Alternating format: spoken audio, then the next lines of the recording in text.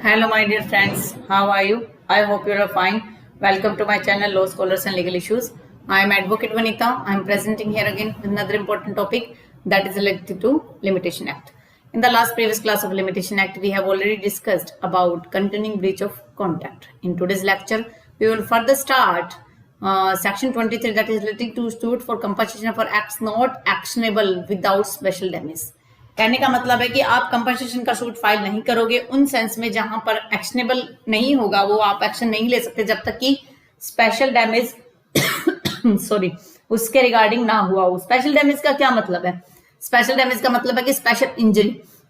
मान लीजिए आपने ए है, उसने बी पर पत्थर फेंक दिया, ठीक है, लेकिन इसको कोई इंजरी नहीं आई, no injury.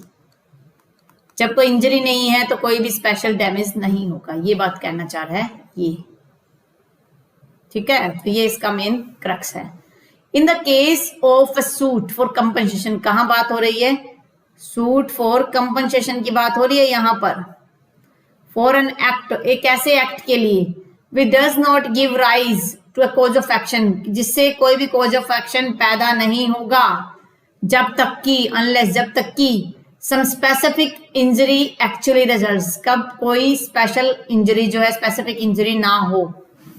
The period of limitation shall be computed from the time when the injury results, कि पीरियड ऑफ लिमिटेशन तभी से स्टार्ट होगा जब कोई इंजरी वहां पर कॉज होगी।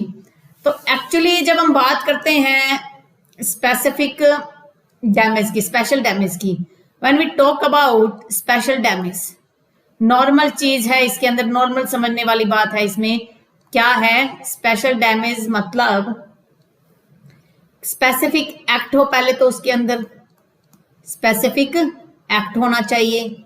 स्पेसिफिक एक्ट के साथ साथ कोई भी रिजल्टिंग डैमेज होना चाहिए। रिजल्टिंग डैमेज कि आपने कोई ऐसा एक्ट किया जिससे कोई नुकसान हुआ। आपने जोर से पत्थर मारा, मान लीजिए ए है, बी के घर के बाहर लाइट थी, उस लाइट पे पत्थर मारा और वो बल्ब जो है वो टूट गया, तो क्या हो गया? रिजल्टिंग डैमेज हो गया, स्पेसिफिक एक्ट आपने कर दिया, ये बात कहना चाह रहे हैं।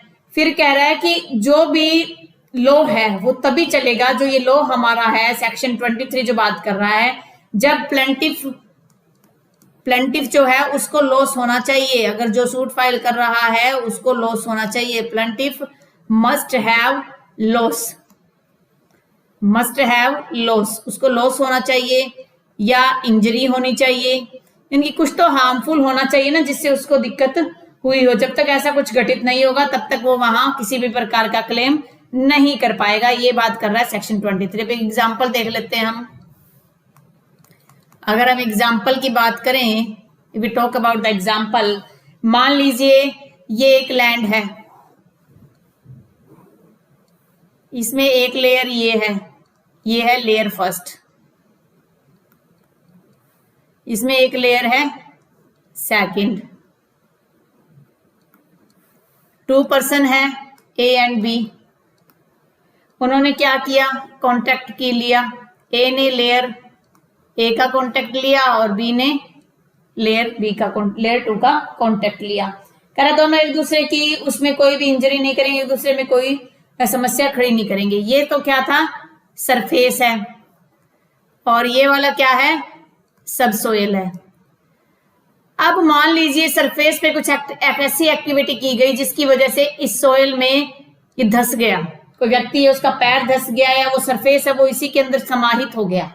तो अब क्या हुआ? इसकी वजह से डैमेज अराइज हुआ, स्पेसिफिक डैमेज, इंजरी अराइज हुई यहां पर। अब क्या कर सकता है? ए का राइट जो है यहां पर अराइज हो गया और वो क्या करेगा? सूट अगेंस्ट बी फाइल कर सकता है। ये सूट फाइल कर सकता है, इसमें इसको इंजरी हो गई और उसके बाद जो है वो वहां पर सूट फाइल कर देगा, ठीक है। एक और पॉइंट अगर हम इसमें समझते हैं, तो एक और पॉइंट की अगर हम बात करें, तो मान लीजिए कोई रॉन्गफुल एक्ट किया, मान लीजिए एक बस खड़ी थी, ए आया, उसने इस पर अटैक किया, अटैक विद आप कह सकते हो पेट्रोल बोटल्स, पेट्रोल भर के बोटल्स में उससे अटैक किया, ठीक है। This is wrongful act. क्या ए जो है, जो बस का जो ओनर है, बी मान लो बस का ओनर है, क्या बी कैन बी क्लेम, क्या बी क्लेम कर सकता है?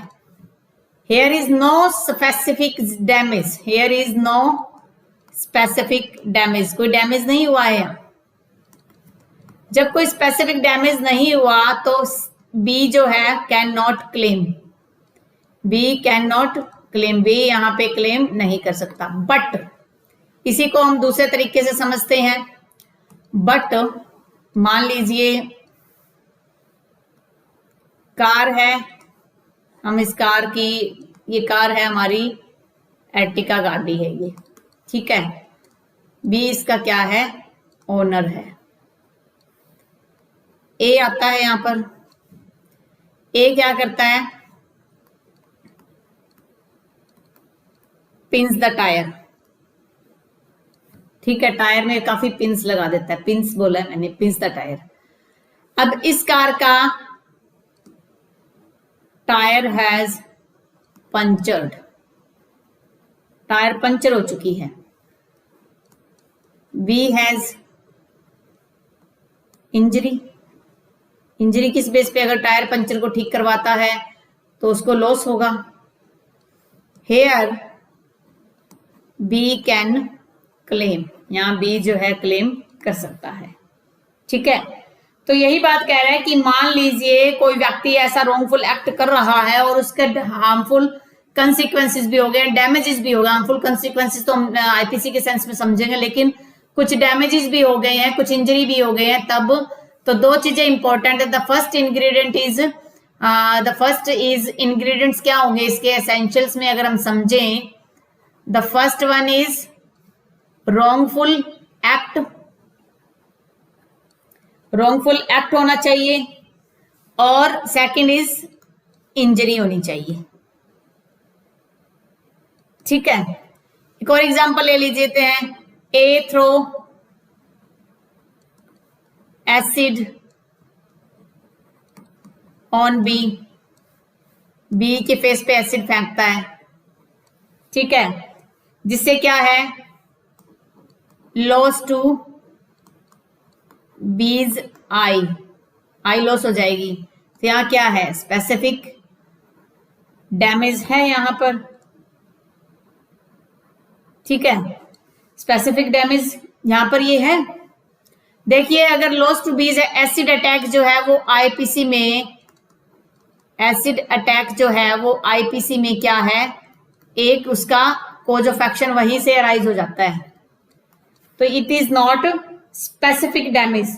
तो कह रहा है कि सफिशिएंट, कह रहा है कि जहां पर डिफेंडेंट ने प्लेंटिव के फेस पे अगर एसिड फेंक दिया और जिसकी वजह से उसकी एक आंख को डैमेज हो गया, तो डिफेंडेंट का वैसे भी इसके अंदर उसकी पर्सनल इंजरी तो हो ही गई है, तो ये जो है उसी टाइम से मानी जाएगी जिस टाइम उसने स्पेसिफिक डैमेज का क्लेम, यानी कि लिमिटेशन कब माना जाएगा? लिमिटेशन माना जाएगा। अब मैं दो आपको पॉइंट्स बता रही हूं। व्हेन एसिड थ्रोन, जब एसिड फेंका गया तब लिमिटेशन स्टार्ट होगा, या व्हेन बी लॉस हिज आई,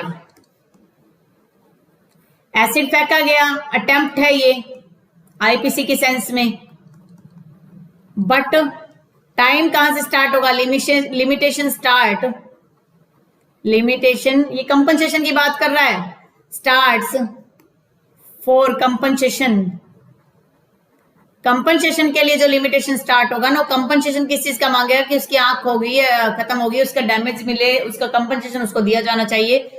उस सेंस में यहां से जो टाइम पीरियड है वो कंटिन्यू हो जाएगा, इस सेंस में नहीं होगा। ये बात कह रहा है, लिमिटेशन की बात कर रहा है। जब हम पढ़ ही रहे हैं लिमिटेशन एक्ट, तो हमें यहाँ आईपीसी से कोई लेना देना नहीं है, हमें कॉज ऑफ एक्शन से कोई लेना देना नहीं है, हमें हमारे लिमिटेशन पे फोकस करना है कि लिमिटेशन किस तरीके से अप्लाई होगा। फिर कह रहा है कि ये सूट्स पे ही अप्लाई होगा नॉर्मली, जो भी हम लिमिटेशन एक्ट मोस्टली पढ़ रहे हैं नॉर्मली जो है वो सूट्स के बारे में हम डिस्कस कर रहे हैं। तो कह रहा है कि ये भी जो सेक्शन 23 जो है it applies only, section 23 applies only to suits. कौन से सूट्स पे? बेस्ड ऑन टोर्ट, कंपनसेशन जो टोर्ट्स के मैटर है उनकी बात कर रहा है ये, but not in the matter of negligence, in the matter of negligence. तो इसमें ज्यादा कुछ नहीं है, सिर्फ यही चीज समझनी है कि स्पेसिफिक डैमेजेस क्या होंगे, स्पेसिफिक कंपनसेशन क्या होगा जब कोई स्पेसिफिक डैमेज हुआ है, स्पेसिफिक इंजरी हुई है किसी को, तभी वो कंपनसेशन क्लेम कर सकता है। ये है हमारा सेक्शन 23। अब हम साथ साथ 24 और डिस्कस कर लेते हैं, क्योंकि 24 के बाद क्या है हमारा ये पार्ट थर्ड जो कंप्लीट हो जाएगा। फिर हमारे सेक्शन 25 से आगे फर्दर जो सेक्शंस हैं वो रह जाएंगे, उसको भी हम दो लेक्चर या 3 लेक्चर में उसको भी मैं कवर करवा दूंगी, क्योंकि टोटल इसमें 30 सेक्शंस है। 28, 29, 30 इतना कुछ है ही नहीं उसमें, मेन है 25, 26, 27, तो उसको हम अच्छे से समझेंगे। अब हम देख रहे हैं computation of time mentioned in instrument, कि जो भी इंस्ट्रूमेंट है कोई भी दस्तावेज है उसका टाइम आप कैसे कंप्यूट करोगे। मान लीजिए कि उसमें कोई डेट फिक्स नहीं की गई है, तो किस तरीके से आप टाइम को फिक्स करोगे। तो ये बात कर रहा है all instrument shall for the purpose of this act be deemed with reference to Gregorian calendar. सबसे पहले चीज समझते हैं ग्रेगोरियन कैलेंडर क्या है, इंस्ट्रूमेंट क्या है, वो हम पहले देख भी चुके हैं। इंस्ट्रूमेंट क्या होता है? इंस्ट्रूमेंट किसी भी दस्तावेज को कहा जा सकता है। अगर हम सेक्शन 24 की बात करते हैं, सबसे पहली चीज आ जाओ, हम बात करते हैं ग्रेगोरियन कैलेंडर क्या होता है। ग्रेगोरियन कैलेंडर में क्या चीजें होती हैं? इसमें क्या होता है? वही नॉर्मल जो हम यूज करते हैं, जिसमें 365 और 25 डेज होते हैं, जिसके अंदर क्या होता है 12 मंथ्स होंगे और डेज 28 भी हो सकते हैं और 31 भी हो सकते हैं। तो जो डेज है, जो नॉर्मल हम कैलेंडर यूज करते हैं उस कैलेंडर की बात कर रहा है कि हम ग्रेगोरियन कैलेंडर को ही हम उसमें देखेंगे। लेकिन फिर भी हम कुछ एक एग्जांपल समझ लेते हैं। मान लीजिए उस टाइम से अगर कोई ऐसा एग्जांपल हम लें जिसमें हमने टाइम मेंशन नहीं किया। एक व्यक्ति है ए, क्या करता है बी से इसने पैसे लिए। कितने पैसे लिए? 1 लाख लिए। बी ने क्या दिया? प्रोमिसरी नोट दिया।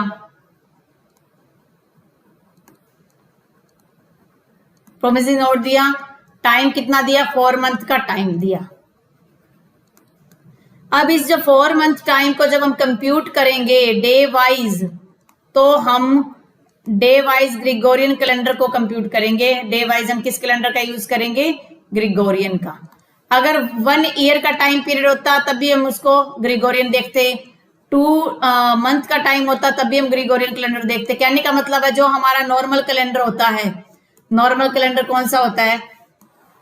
जिसके जो कैलेंडर हमारा इस हिसाब से होता है जो हम नॉर्मली यूज करते हैं, 7 डेज वाला, Sunday, Monday, Tuesday, Wednesday, Thursday, Friday और सैटरडे।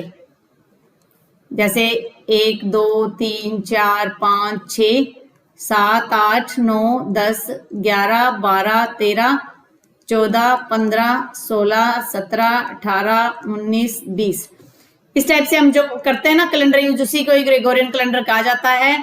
आई होप इस एग्जांपल से आपको एक क्लैरिफिकेशन हो गया हो। फिर भी डाउट रहेगा तो आप सर्च कर सकते हो। इससे पहले मैं आपको ना एक झलकी दिखाई देती हूँ। देखिए ये होता है ग्रेगोरियन कैलेंडर, जैसे जनवरी, फरवरी, मार्च, अप्रैल, मई, जून, जुलाई, अगस्त, सितंबर, अक्टूबर, नवंबर, दिसंबर, ये 12 मंथ्स हो गए। और ये आपको दिख रहा है यहाँ पर, ये लिखा हुआ है ग्रेगोरियन कैलेंडर, ग्रेगोरियन वर्ड, तो यानी कि ग्रेगोरियन कैलेंडर होता है जो हम नॉर्मली यूज करते हैं, कोई इशू ही नहीं है। अगर हम इसमें देखें तो जनवरी में 31 डेज होते हैं, फरवरी में 28 जो हम यूज करते हैं कैलेंडर वही है, कैलेंडर कोई अलग नहीं है।